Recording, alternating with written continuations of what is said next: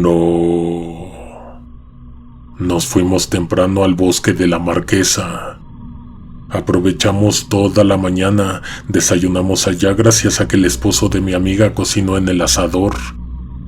Jugamos fútbol, hicimos un par de dinámicas, estuvimos jugando con un perro, lanzándole ramas para que fuera por ellas. Pensábamos regresarnos antes de las 4, pero la camioneta tuvo una falla.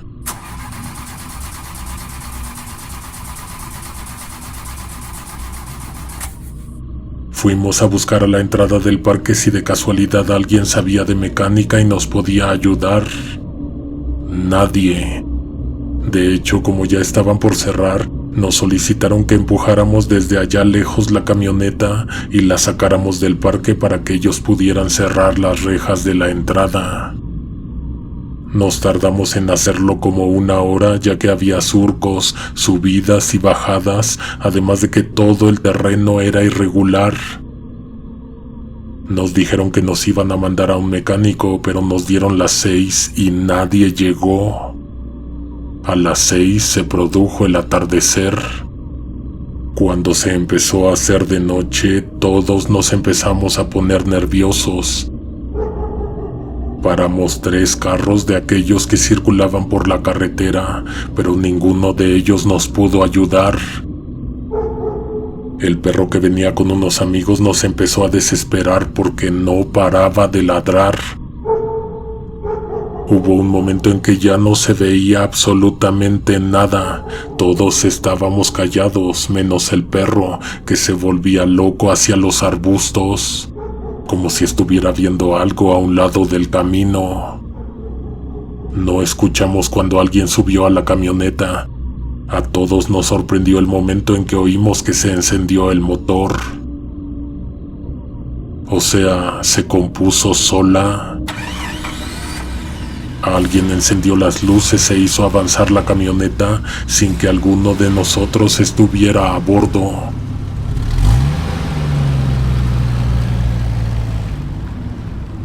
No sabes cuánto miedo sentí cuando caí en cuentas de que nos acababan de robar el vehículo. Nos echamos a correr tras de ella y sí la alcanzamos cuando se detuvo como unos 100 metros adelante. Nunca averiguamos quién hizo la broma, nadie se responsabilizó. Podría arriesgarme a decir que no fue ninguno de nosotros. Nos subimos a la camioneta y nos fuimos. Andar por allá no es lo mismo de día que de noche. De hecho, el esposo de mi amiga, que era el que iba a manejar, como que no estaba muy seguro de estar tomando la ruta correcta. Si él no sabía, mucho menos todos los demás. De nuevo nos empezamos a sentir ansiosos y nerviosos. Héctor nos llevó por un camino que se fue haciendo más estrecho hasta que se terminó. Imagínate que llevábamos casi 40 minutos en esa dirección, pero no nos llevó a ningún lado. Tuvimos que regresarnos, anduvimos en dirección contraria hasta que creo que pasamos una intersección. Héctor no dijo nada, simplemente tomó el de la derecha llevándonos a un camino de terracería. Por ahí no pasamos de ida, así que nos íbamos a empezar a regresar cuando vimos a una persona iluminada a lo lejos por las luces de los faros. Una monja barriendo el camino. El esposo de mi amiga bajó las luces para no lastimarle la vista a la persona. Al hacerlo, esta desapareció. Volvió a echar las altas, pero la monja ya no estaba. Todos sentimos raro, pero pues no nos quedó de otra más que bromear al respecto para que no nos diera tanto miedo. Recuerda que estábamos a mitad del bosque, en plena oscuridad. Héctor dio la vuelta a la camioneta para regresarnos otra vez a buscar el camino correcto. Otra vez a una intersección. Afortunadamente, esta parecía así conducir a la carretera, ya que poco a poco se fue ensanchando. Durante un buen trayecto, lo único que veíamos a ambos lados eran árboles. Estábamos en el bosque y nomás no salíamos. De pronto llegamos a una especie de caseta, más bien como un módulo de seguridad, uno por el que yo no recordaba haber pasado de ida. Con que salgamos de ahí, aunque vayamos a dar a Toluca, con tal de salir de ese lugar tan solitario y oscuro, y del que tanto se habla que no es seguro estar de noche ahí.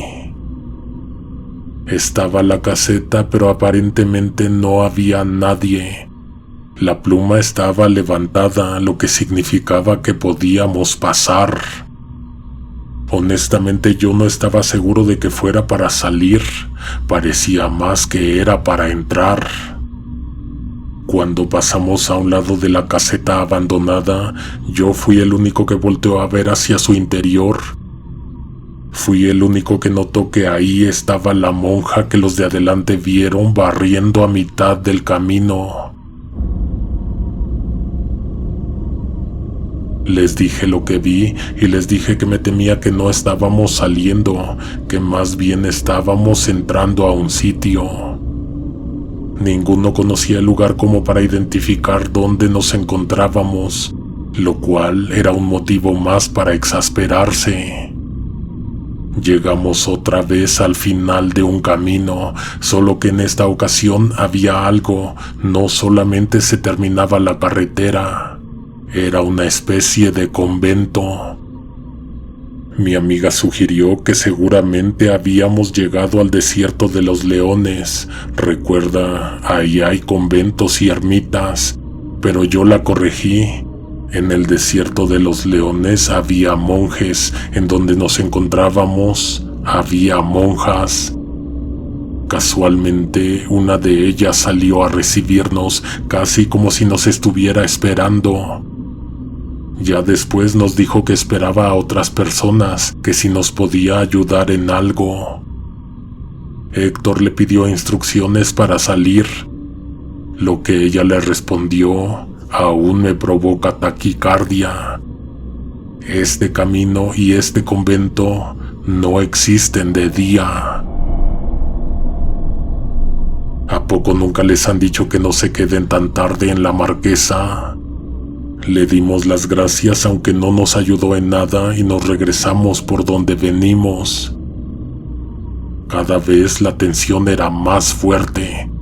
¿Hasta qué momento íbamos a salir de ahí o en qué momento quedaríamos 100% perdidos?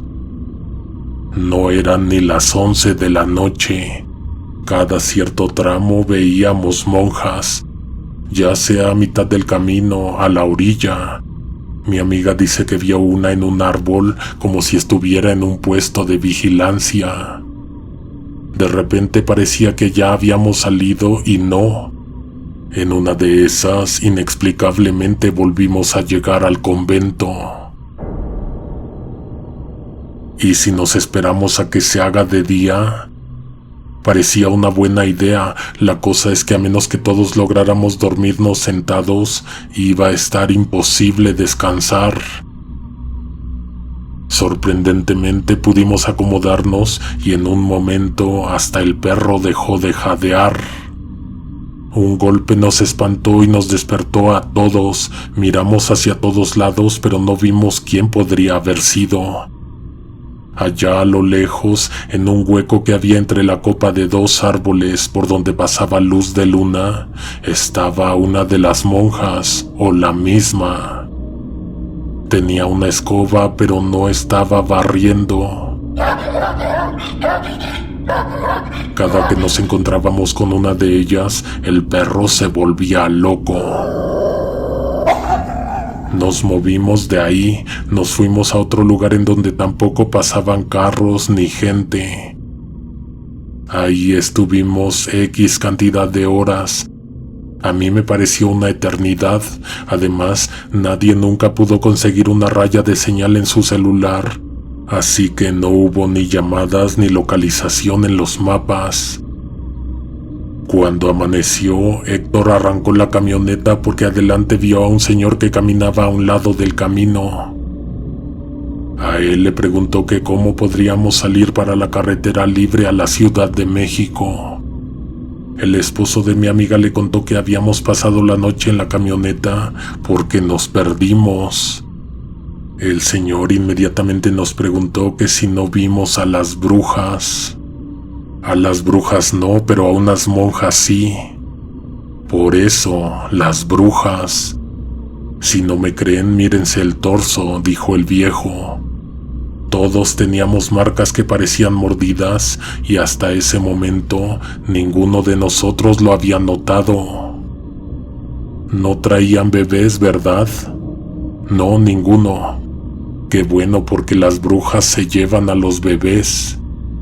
Mi amiga no nos había querido decir porque sentía que aún era muy pronto, pero ella ya estaba embarazada cuando fuimos a la Marquesa. A la semana nos avisó que algo raro le había pasado y no podía dejar de pensar en lo que pasó en la carretera y en el bosque. Nos confesó que se enteró de que estaba embarazada casi un mes atrás, pero no nos iba a decir hasta que empezara a notársele. Después de la Marquesa, algo pasó. Se fue a hacer estudios porque se sentía rara y resulta que ya no estaba embarazada.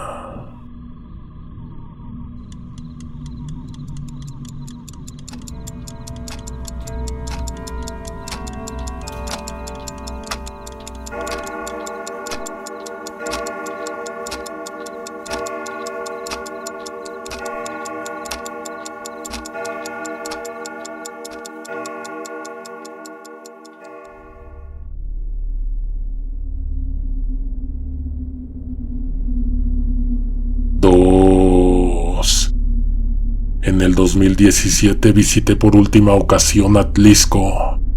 Viajaba seguido, acompañaba a mi esposa a ver a su familia. Ese mismo año murieron sus padres y entonces ya no quedó nada que ir a hacer allá. La última vez solo fuimos a recoger unas cosas. Como te digo que ya no había nada que hacer allá, estuvimos perdiendo tiempo del día y se nos hizo tarde. Por temas de trabajo no podíamos ir otro día, así que mientras oscurecía el camino, nosotros apenas estábamos saliendo de la ciudad. El recorrido nunca excede las 3 horas, es un viaje rápido. Desde que agarramos la México-Puebla, Diana reclinó su asiento y se acomodó para echarse a dormir. 1 hora adelante, por esquivar una llanta tirada a media carretera, di el volantazo. La camioneta se sacudió y Diana se despertó, pero porque azotó su cabeza contra el cristal. Recuerdo que nos fuimos discutiendo todo el camino, que si no tenía consideración de ella, que si podía manejar menos agresivamente. Me parece que ella no era capaz de dimensionar el daño que podría causarle al vehículo y por ende a nosotros, que viajábamos casi a 120, chocar contra una llanta que aún tenía el rin. Ella ya no quiso intentar volver a dormir, iba de muy mal humor, sacando cosas que ni al caso, discutiendo por cualquier cosa. Pasando San Martín, vimos algo en la carretera al mismo tiempo. Era una persona. Me acuerdo muy bien que traía puesta una camiseta de color verde. Un sujeto corriendo sobre el carril de alta en sentido contrario al de los coches.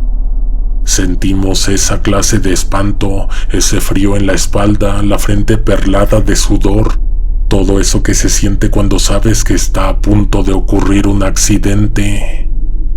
El hombre se movió hacia el siguiente carril, que era en el que nosotros veníamos, como si buscara que lo impactáramos. Todo ocurrió en cuestión de segundos, gracias a que en esa parte recta veníamos casi a 140. ¿Crees que es muy fácil frenar a esa velocidad?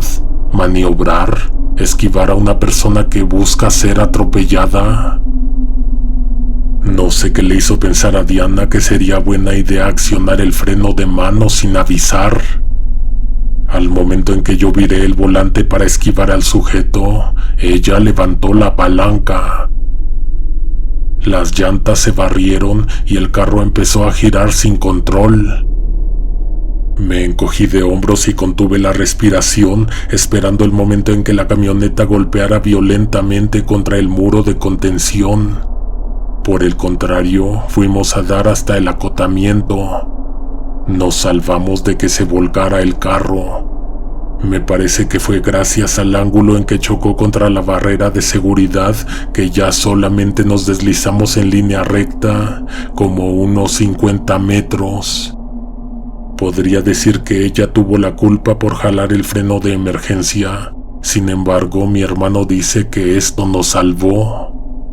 Un sujeto corriendo a mitad de la carretera iba a ser el responsable de cualquier cosa que nos hubiera pasado. Estábamos sin habla. Terminamos con dolor en las mandíbulas y en los brazos por la tensión, en el pecho por la constricción que nos hizo el cinturón de seguridad y en la cabeza porque seguramente nos golpeamos. Me bajé del carro para respirar e intentar calmarme. Diana se bajó a volver el estómago. No sé por qué lo dije, pero lo dije en voz alta para cerciorarme. ¿Estoy vivo? Sí, estoy vivo. Del otro lado de la camioneta mi esposa se empezó a reír. Creo que de nervios, porque también ella pensó que esa noche se acababa todo. Ya nos estábamos tranquilizando del susto cuando de pronto la carcajada que ella soltó se hizo acompañar de otra, una que venía del oscuro camino lejano que dejamos atrás, de los carriles todos marcados de neumáticos. El hecho de que casi estuvimos a punto de morir hizo que se me olvidara la presencia e incluso la existencia de aquel que casi lo provoca. Tenía ganas de ir a buscarlo, alcanzarlo y a punta de patadas hacerlo entender que estuvo a punto de ocasionar una tragedia. Diana me dijo que lo dejara. Por las escalofriantes risotadas que soltaba allá en la penumbra, claramente se trataba de una persona que padecía de sus facultades mentales. Di una vuelta alrededor del carro para ver si todo estaba en su lugar. Solo las dos puertas del otro lado estaban abolladas y raspadas. Lo demás parecía estar en su lugar. No se encendió ninguna luz en el tablero, así que me pareció prudente, cuando por fin estuviera calmado, continuar con el camino. Más o menos a unos 800 metros estaba la caseta de cobro. 2 de 3 módulos estaban cerrados. La única luz encendida era la del primero, el de la extrema derecha.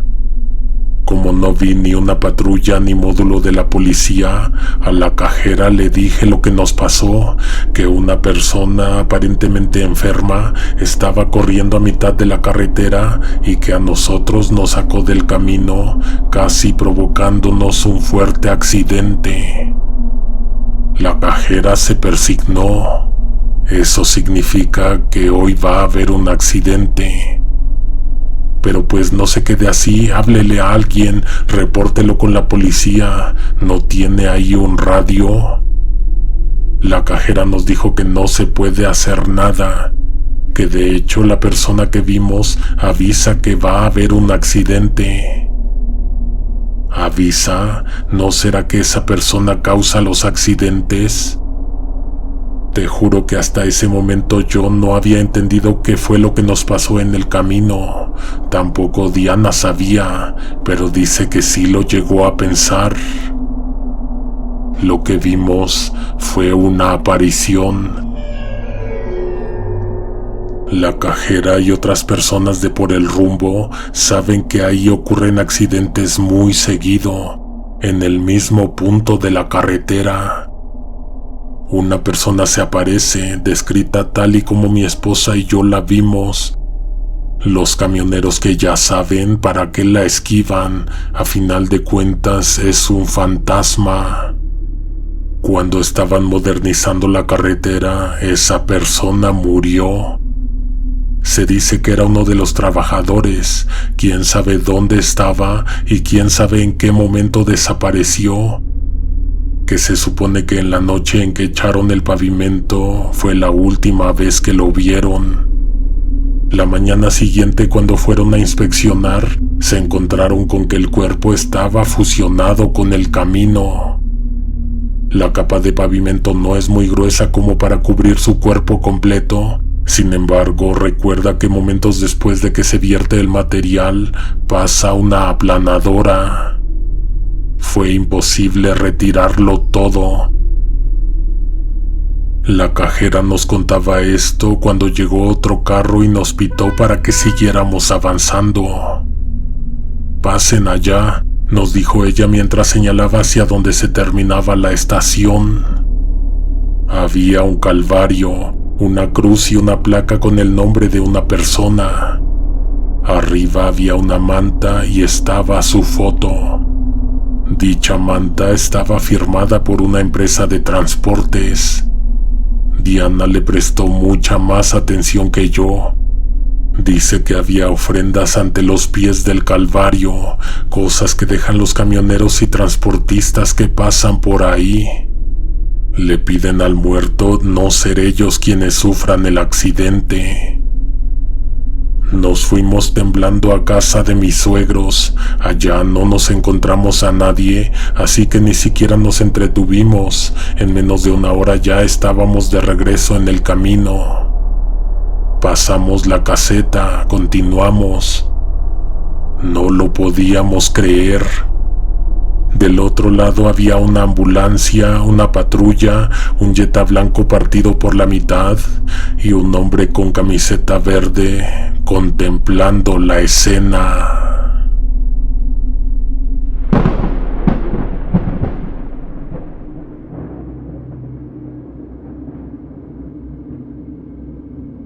Tres. A la 1 de la mañana sonó el teléfono. Malas noticias, es imposible imaginar otra cosa. Estaban hablando del almacén, que había un problema con una estructura que se cayó y dañó a unos carros y a unas personas. A esa hora salimos de Chilpancingo con dirección a Tehuacán. Las primeras 2 horas de camino pasaron sin novedad. En la tercera me empecé a sentir cansado, como que se me estaban cerrando los ojos. Le di un largo trago a una botella de agua y abrí la ventana esperando que el aire me despertara. Esa fue una solución que duró menos de 1 minuto. Al poco rato ya estaba sintiendo escalofríos y los párpados pesados. No me iba a arriesgar, me orillé para estacionar el carro. Mi hermano ya venía durmiendo. Cuando le hablé para preguntarle si podíamos cambiar, él no se podía ni despertar. ¿Cuánto sería suficiente? ¿1 hora? Recliné el asiento y me eché a dormir. Extrañamente no me pude dormir inmediatamente. Estuve unos 5 minutos dándole vueltas a mis pensamientos hasta que de pronto me quedé dormido. Sé que tuvo mucho que ver que los asientos no estaban nada cómodos para dormir, por lo tanto mi sueño era muy ligero. Siento que como estaba entre dormido y despierto, de pronto se me vino una idea a la mente, una preocupación. Eran como las 3:30 de la mañana, era una vía demasiado solitaria y si a alguien se le ocurría meterse con nosotros. Abrí los ojos sobresaltado por aquella simple idea. A través del cristal de la ventana, lo primero que vi fueron otros ojos, otra mirada que seguramente había estado observándome, quién sabe por cuánto tiempo. Me levanté asustado. Primero pensé que era un policía, luego alguien que se detuvo a checar que estuviéramos bien. La cara no se movía, ni dejaba de verme. Me levanté del asiento e intenté comunicarme con señas y gestos, pero la persona no reaccionaba, solamente me seguía con la mirada. Iba a bajar el vidrio solo un poco, cuando de pronto noté algo rarísimo. Algo que hizo que se me quitara el sueño en un segundo. Era una cabeza que no tenía cuerpo. Se mantenía suspendida a una misma distancia del suelo. Se movió cuando yo me moví hacia el volante. Estaba todo espantado y nervioso. Quise despertar a mi hermano, pero no pude. No me atreví a hablar, gritar, moverlo, sacudirle, decirle, señalar aquella cosa que ahora nos miraba desde el frente, pero no muy cerca. Lo que sí logré hacer fue llevar mis manos al switch de la llave para hacer arrancar la camioneta e irnos de inmediato. Mis movimientos fueron torpes, así que no pude evitar tirar las llaves. Si hubiera estado tranquilo, tal vez las hubiera recogido inmediatamente. Medio agachado, no podía o no quería quitarle la vista de encima a aquella cabeza sin cuerpo que me observaba. Por fin recuperé las llaves. Cuando estaba por encender la camioneta, escuché que del lado de mi hermano algo golpeó muy fuerte la ventana. Eran un par de manos que, al igual que la cabeza, estaban separadas del cuerpo. Ese ruido logró despertar de manera muy efectiva a Juan. Él también vio las manos, vio esas y todas las que estaban saliendo de los arbustos. Brazos, manos y dedos grises que se extendían con una lentitud antinatural, rasgando el aire nocturno. Pisé a fondo el acelerador, lo cual hizo derrapar un poco las llantas con la tierra. Dio un jalón y regresamos a la carretera. No sé cuánto dormí, pero fue suficiente. El miedo me había quitado el sueño. No fue necesaria ni una sola parada hasta llegar a Tehuacán. A partir de entonces, cuando manejo de noche en carretera, siempre pienso en eso que vi, en la cara, en la mirada, en el hecho de que no estaba el cuerpo, pero sí la cabeza.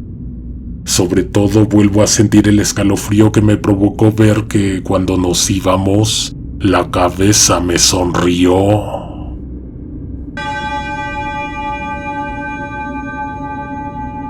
Nos escuchamos pronto con más historias. Carretera, uno de tus favoritos.